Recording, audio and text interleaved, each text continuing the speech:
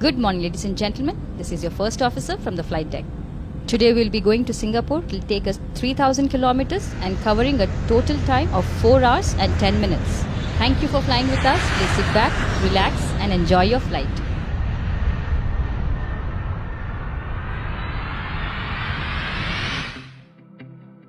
Hi, my name is Aruna. I'm a pilot. I work as a senior first officer in a reputed airline in India based out of Bangalore. I was born in a Hindu Brahmin family in a small town called Joda. It's near Jamshedpur. When I was 10 years old, on one Sunday calm morning, the loud noise of a helicopter descended, and from there arose my dream to be a pilot out of the dusk, literally.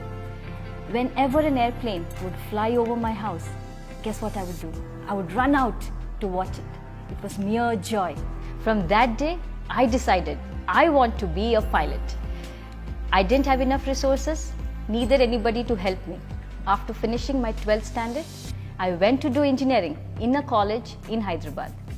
When the seniors found out that I want to be a pilot, I became the joke of the college. They would send people to call the pilot just to rag and make fun.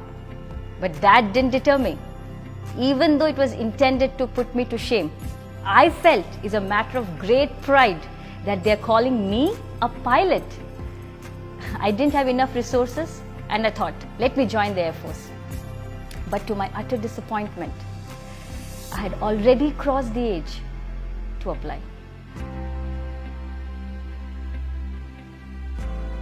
Unsure about my future, I came to Bangalore and joined a call center and worked there for 8 months. Then I got a job in IBM, where a dear friend of mine, Sophie, told me about Jesus.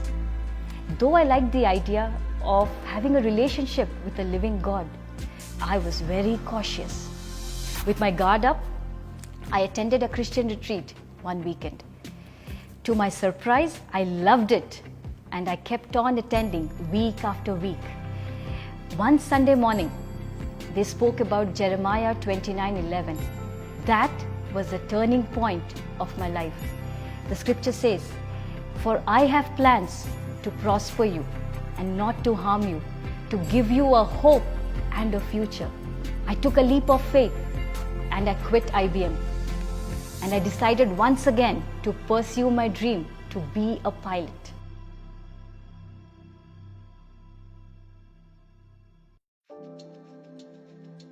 I met many people who helped me and guided me towards my goal.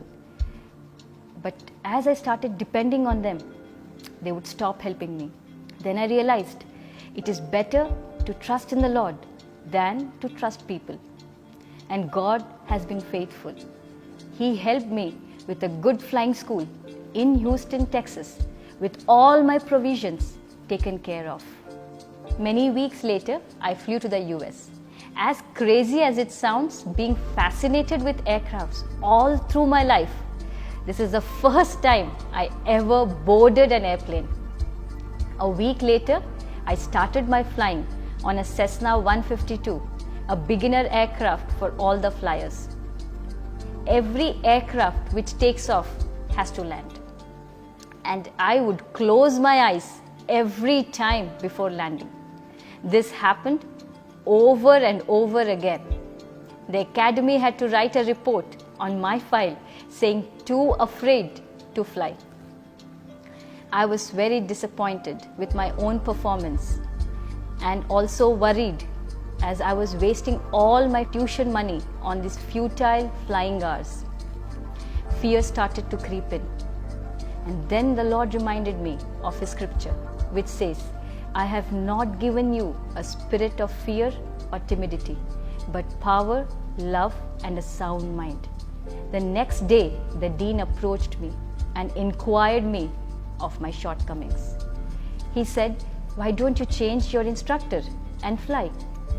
The next flight, I flew with a new instructor, and he said, "I'm fit to fly and land on my own." And lo and behold, I was able to land the aircraft on my own, and that was a big success for me. I returned to India with a commercial license, single and multi-engine rating. I was confident that I have a license, I can get a job, I'm qualified for it, and above all, God is by my side. Who can stop me? But things don't go as planned. At that time, none of the airlines was hiring and the aviation market was completely shut.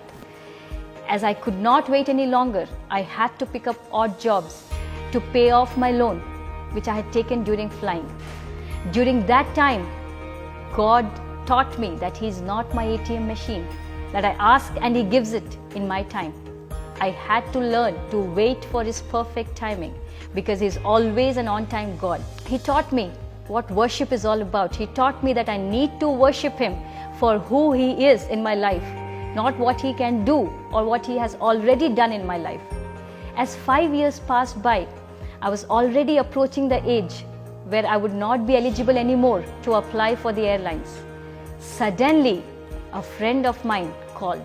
She said, a reputed airline is going to induct pilots in the near future. Why don't you apply and start preparing? I thought to myself, yes, I should start preparing. And I applied for that exam, which happened 9 months later. And with the help of God's wisdom, I was able to clear the exam among the top 10. And soon I was given an appointment letter to join as a junior first officer in the reputed airline. I would just like to think this and thank God, for He who has begun a good work is faithful to complete it. After my training, I got placed in Bangalore. I fly the domestic and the international sectors all across the globe. In Bangalore, God gave me a spiritual home, that is Bethel AG Church, Hebbal. Under the leadership of Pastor Johnson, I have learned to be a leader and to be excellent in all that I do. And in a short span of time, God promoted me from a junior first officer to a senior first officer. I also learned it is not enough to come week after week on a Sunday to warm the chair. You should be able to serve the Lord. I chose to be a volunteer in the cleaning team of the church.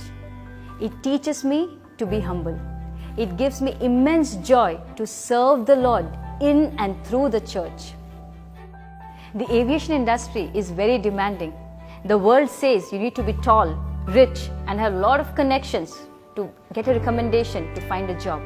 I had none of these. I had only Jesus. He gave me a dream and He was faithful to fulfill it. For with God, nothing is impossible. So don't give up. I dare you to dream today, for dreams come true through Jesus.